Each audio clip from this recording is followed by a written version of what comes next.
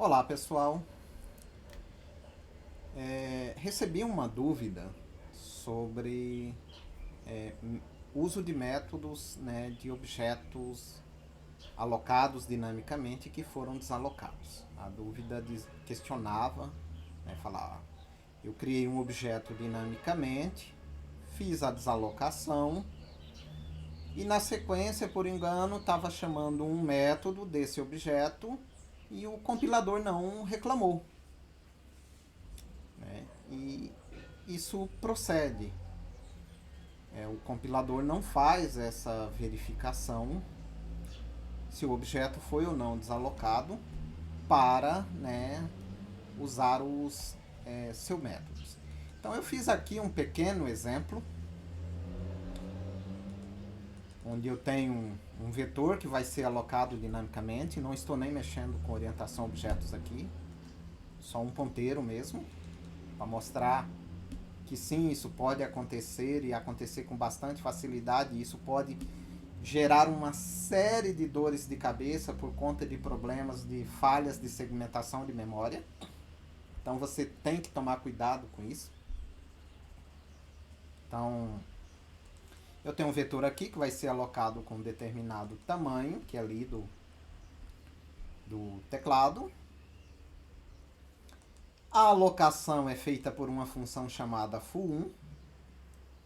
A impressão por uma função chamada foo3 e foo2 desaloca. Foo1, além de alocar, também atribui valores iniciais.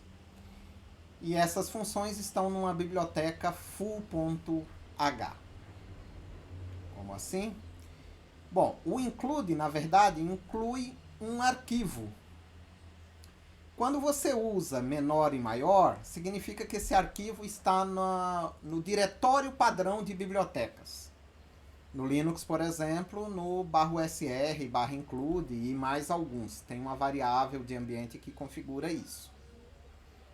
Quando você faz bibliotecas no seu código, e geralmente é só para uma aplicação sua, você não coloca nesse diretório.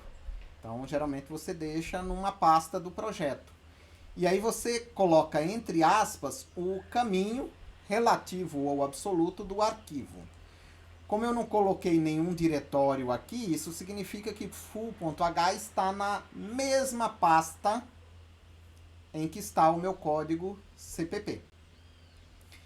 Então eu tenho aqui a minha foo.h, que tem 3 funções, uma para alocar e inicializar, uma para desalocar e uma para imprimir.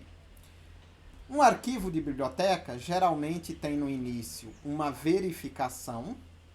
Então eu verifico se a variável foo h não foi definida. Esse if termina aqui. Se ela não foi definida, ela define e inclui todos esses textos. Se foi definida, essa diretiva aqui vai pular até aqui e nada vai ser incluído. Por que isso? Imagine que seu código CPP inclui um arquivo 2, que por sua vez inclui o arquivo 3. Mas no seu código CPP você inclui não só o arquivo 2, como o arquivo 3. Você vai ter o arquivo 3 incluído 2 vezes. E aí o problema não é só o tamanho do código. Olha o que acontece. Vamos supor, eu tenho essa função aqui declarada 2 vezes. Uma pela inclusão no arquivo 2 e a outra no arquivo 3. Olha o que vai acontecer. Redefinição da função foo. Não compila. Eu removo aqui a entrada duplicada. E está compilando.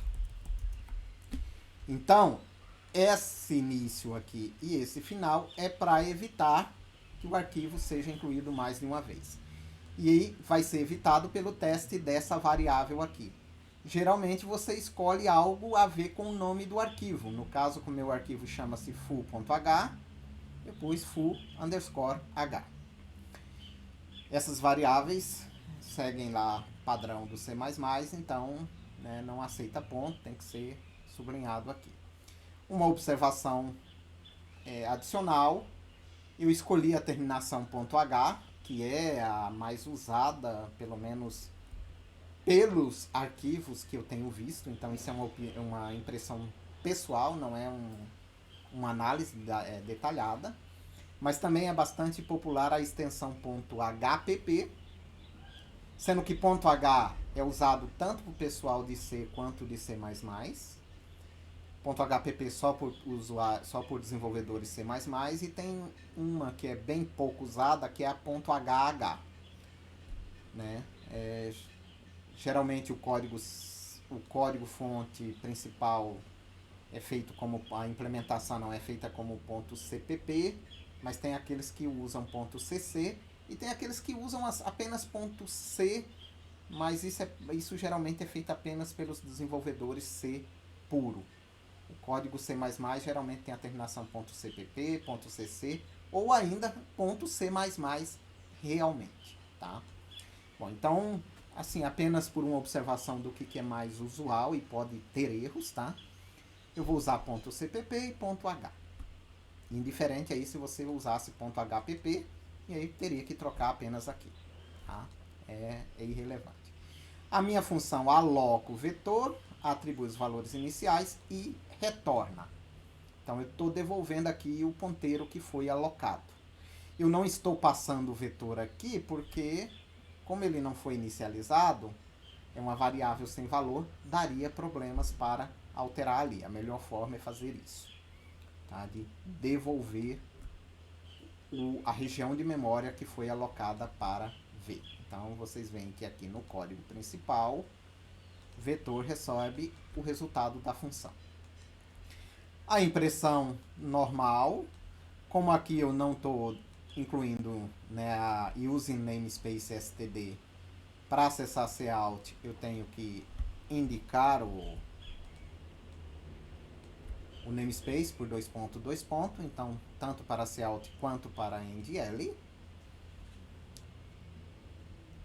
E a desalocação normal. Percebam, né, o código compila aqui sem problemas e está na ordem, né?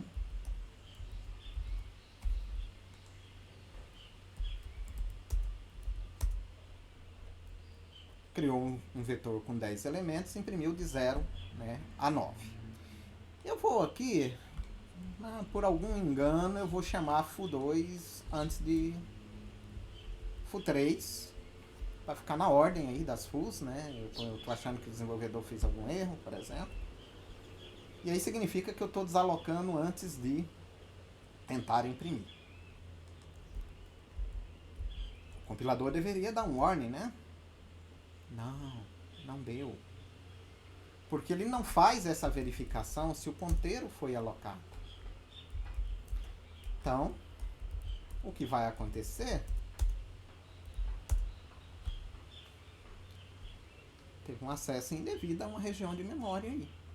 Poderia ter gerado uma falha de segmentação. Tá? Ou seja, o comportamento aqui é totalmente imprevisível. E seria muito fácil, pode ser que após algumas execuções, eu tenha falha de segmentação. Note, um determinado trecho aí está batendo, mas um trecho inicial não está.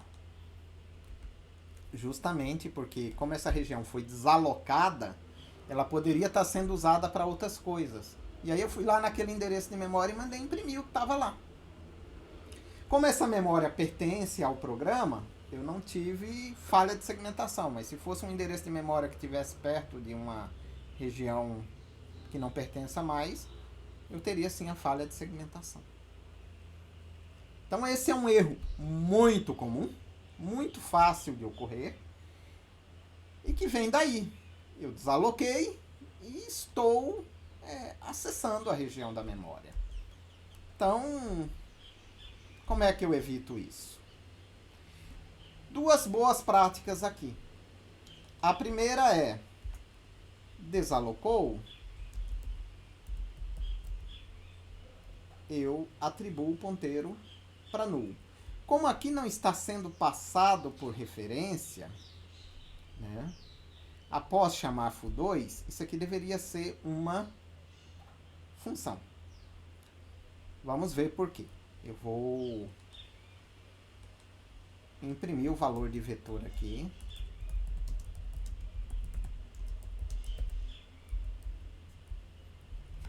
Antes e depois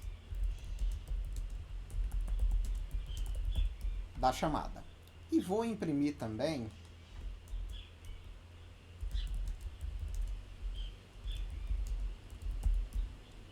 o valor de V, tá?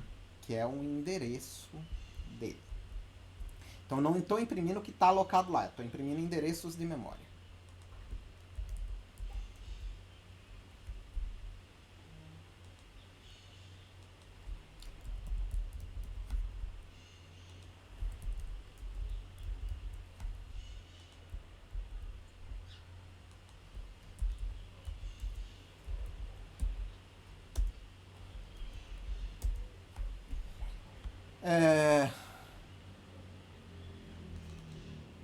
O ponteiro.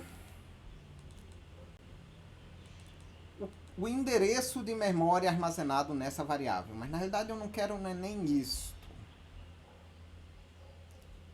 Eu quero armazenar, imprimir o endereço da variável. Para vocês perceberem um pequeno porém.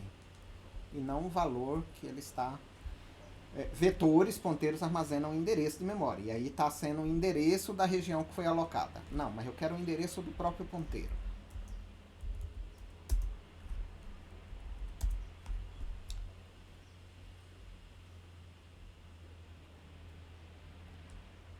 Percebem que aqui tem uma diferença?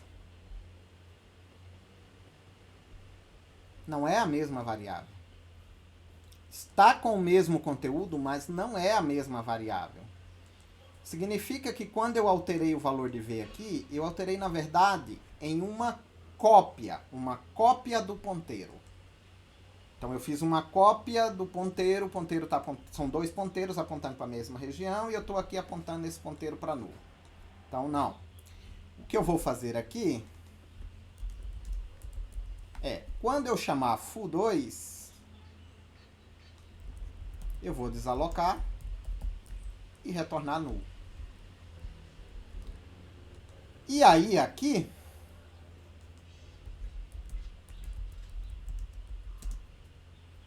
vetor 2 vai receber nulo. Ou seja, a ideia aqui, eu vou deixar essa. A ideia aqui é que vetor aqui imprima 0, né? Eu vou tirar essa impressão. Então, eu desaloco e retorno nulo. Para quê? O ponteiro foi desalocado. Se esse ponteiro pode ser reutilizado, boa prática de programação. Você desalocou um ponteiro e esse ponteiro pode vir a ser reutilizado, atribua nulo a ele. Então, na prática, é o que eu estou fazendo aqui. Eu não só desaloquei, como atribuí nulo.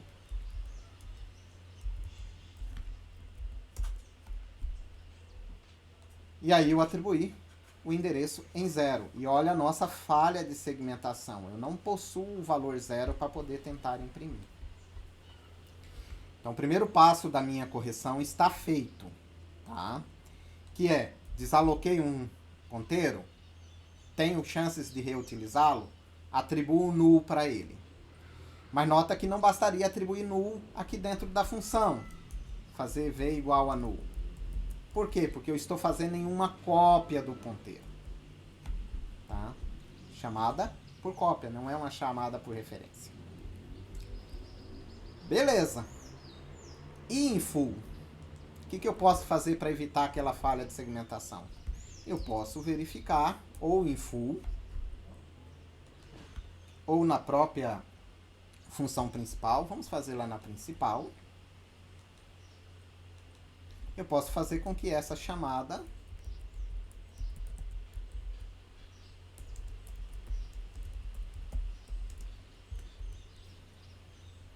então, se o vetor for diferente de null, eu imprimo. E aí eu vou resolver o problema. Eu não tive a impressão porque o vetor já estava nulo. Esse teste aqui pode ser simplificado. Se vetor vale, ele é nulo se ele valer 0. Usando aquela propriedade, né, dos testes de 0, 1. Né? Se vetor for diferente de 0, ou seja, se ele tiver alocado, eu chamo a impressão. Então, eu simplesmente testo a variável vetor. E aí eu evitei uma falha de segmentação. Em síntese aqui, o que é mais importante aqui, apesar de eu ter comentado outras coisas. Eu consigo usar a variável mesmo após ela ter sido desalocada, porque um ponteiro é apenas uma variável que tem um endereço de memória. E aí, se eu desaloquei o endereço de memória, não importa, o ponteiro continua tendo aquele endereço. Se eu tenho permissão para acessar os dados ali, eu consigo acessar, mas eu vou ter, né, lixo. Se eu não tenho permissão, eu tenho falha de segmentação. Então, de onde pode estar vindo minha falha de segmentação? Eu aloquei uma variável dinâmica, desaloquei e estou tentando acessar ela novamente. E aí, como é que você evita esse acesso? Na hora que você desaloca, você atribui nulo e faz o teste na hora que tenta acessar e você não tem certeza, né, se foi alocado. Aqui eu precisei fazer por retorno de função. Por quê? Porque na função, como você viu, o que é passado não é o ponteiro em si, é uma cópia do ponteiro. E aí, se você altera aqui, não alterou fora. Então, é melhor retornar o ponteiro. Então, é isso. Ao usar ponteiros relativos à alocação de memória, se você tem possibilidade de reuso do ponteiro, lembre-se sempre, desalocou, garanta que o ponteiro receba nulo. Vai usar um ponteiro que pode estar desalocado? Lembre de conferir se não é nulo. É isso. Bons estudos.